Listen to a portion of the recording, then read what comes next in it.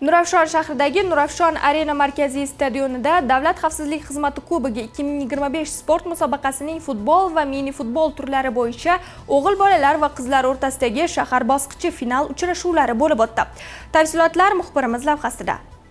Mazkur musobaqa Nurafshon shahar hokimi tashabbusi bilan o'tkazilib, unda bir qator mas'ullar, ta'lim muassasalari vakillari, sport murabbiylari, o'qituvchilar hamda yuzlab sport ishqibozlari ishtirok etdi. Shahar hokimi o'z nutqida barcha ishtirokchilarga muvaffaqiyat tilar ekan, bunday sport tadbirlari yosh avlodni jismonan sog'lom, ma'nan yetuk va vatanparvar qilib tarbiyalashdagi o'rni beqiyos ekanligini alohida ta'kidladi. Final bosqichida ishtirok etgan jamoalar hal qiluvchi bahslarda o'zlarining iqtidor va mahoratlarini to'liq namoyon etishdi. Maydonda haqiqiy sport ruhiyati, halollik, jamoaviylik va do'stona raqobat muhitini his qilish mumkin. Har bir o'yin o'ziga xos kurashlar, yorqin hujumlar va murosasiz to'qnashuvlarga boy bo'ldi. Musobaqa yakunida barcha ishtirokchilar qimmatbaho sovg'alar, faxriy diplomlar va esdalik sovg'alari bilan taqdirlandilar. Bu ularning sportga bo'lgan ishtiyoqini yanada oshirdi. Natijalarga ko'ra, a'lo o'yin ko'rsatgan Obod o'g'il bolalar jamoasi, Qumariq qizlar jamoasi hamda Qumariq o'g'il bolalar jamoasi musobaqaning g'olibi deb topildi.